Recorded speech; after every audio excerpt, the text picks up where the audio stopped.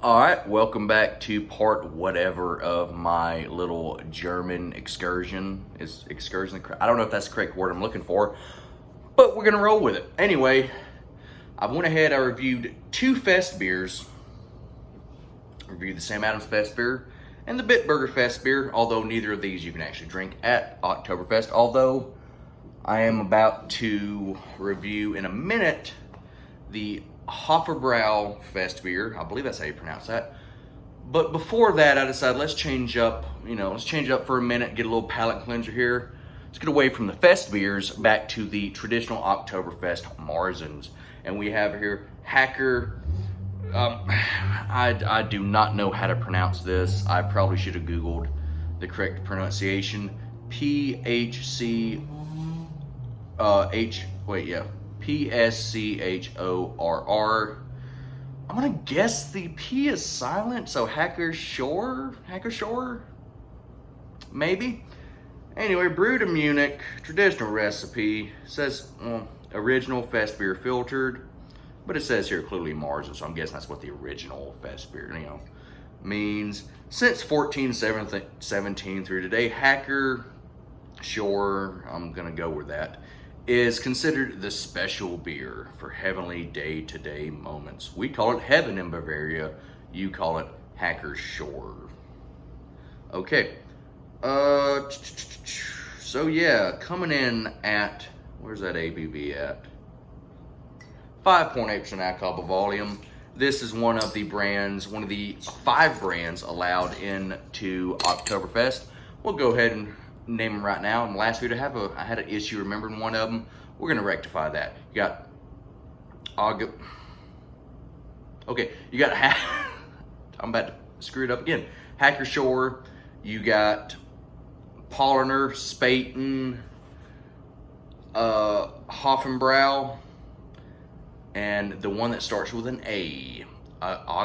Augustine, I don't know. My German, I'm actually very interested in German culture, but my understanding of their language is quite piss poor. Anyway, we got an oversized mug here. Speaking of which, Polliner, there we go. Big as my freaking head.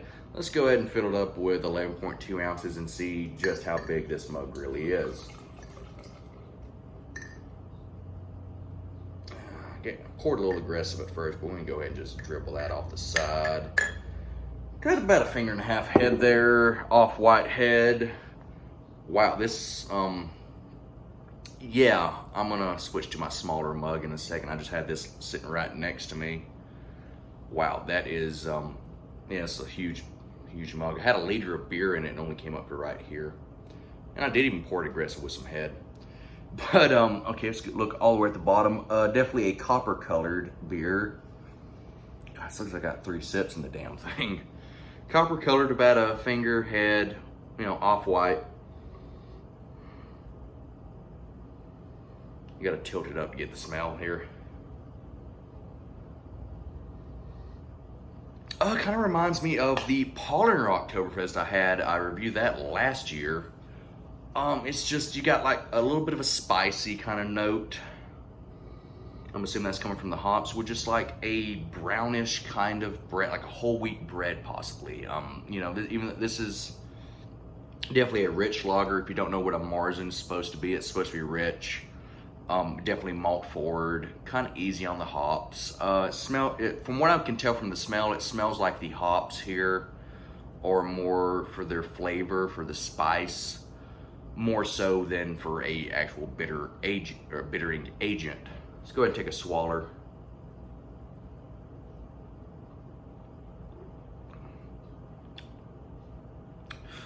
That's pretty light, actually. It yeah, it kind of reminds. It is a little bit lighter, if I remember right, than the Polliner was. But it does have that little bit of just like a spice note, very subtle though.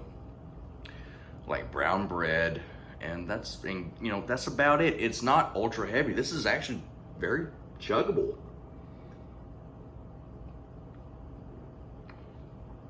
That is not bad. Very drinkable, although that's one thing I do kind of forget. with Marzens is sometimes you'll smell it and you look at it and you go, oh, that's gonna be a little heavy. And then you just toss it back and you go, that's refreshing. That is very good. It is, like I said, it's very rich, but it's not crazy. I could kill a pitcher of this. This is actually very, very good. That is just terrific, actually. I'm trying to think here where I would rate this, or where I would put this on, like, you know, my, if I had like a ladder, or if I had a list, where would I put this? The Polliner is very good. This is very good. I do like Sam Adams Oktoberfest, but I would give this and the Polliner, that'd be a step above. The Spaten is very good as well. Ooh, wow. So far, all I know is we got a three-way tie for first place here between all the Oktoberfest Marzens. And I really enjoy Sam Adams too, but that's just kind of hanging out by itself. No offense, some people love Sam Adams Oktoberfest. I'm one of them. And some people just kind of hate Sam Adams Oktoberfest. Like I said, I really enjoy it, but drinking actual Oktoberfest beer, totally different level. I'll go ahead and say that. I like Sam Adams Oktoberfest, but Sam Adams Oktoberfest is like a damn good baseball team. You know, they go divisional series, championship series every year, but they don't quite have that one essential component on their team. These Oktoberfest beers, these legit Oktoberfest beers, they're rocking and rolling. They're, you know, hitting every lick, every note. You know, they're just getting it. Just a step above. And that's one of the reasons why I'm going to go ahead and say Marzen. And I mentioned on one of the one of the Facebook beer groups I'm a part of, that Fest beer might be my new favorite style of beer. Although drinking this, I'm like, ooh, I don't know. So right now I'm going Marzen and Fest beer. They're tied for my favorite style. And this is this Hacker, I'm gonna go Hacker pschorr. That's what we're gonna go ahead and call it. I'm certain I am butchering that pronunciation of this beer, but fantastic example of a good Marzen. And if you see it, definitely pick it up. We're going ahead, you know, thinking of the style and all that. This is a solid 9 out of 10. This is a damn good beer. I mean, if I wasn't talking so dang much about how good it was, I would already kill this thing. God, that is terrific. It's, you know, like I said, got a little spice, you know, a little bit of something going on there.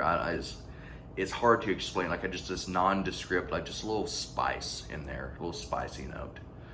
And then you just get like this just like nice, rich, beautiful brown bread, like a little bit of a creaminess. And it's just, this is very good. It's hard to explain, but this is a damn good beer. So, yeah.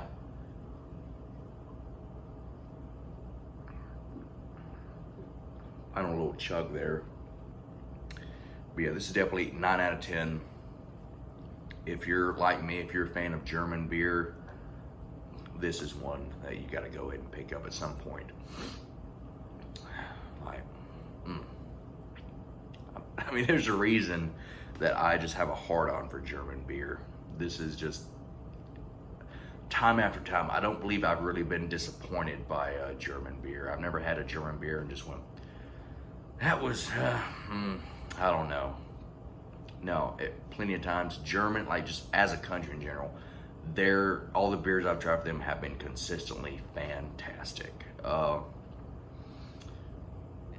mean, there's a reason that one of the places I do want to go to and visit. I'm not a big traveler, you know. I can be happy staying where I'm at, but I do want to visit Germany one day. That's for damn sure. Anyway, I would just sit around, sing that song like Erica all day with, you know, accordions and oompa music and all that, and just chug good old beer. And this is definitely one of the beers I would be more than happy to chug. Like I said, 9 out of 10. Just a terrific beer. Like, rate, subscribe if you care to. If you don't, understand, you know. And then, you know, Make sure to cure your local pedophile. I was about to say, you grab something like this, knock them upside the head with it, but don't do that. Fantastic glassware. Don't waste your glassware. Just beat the shit out of them with you good old, right and lefts.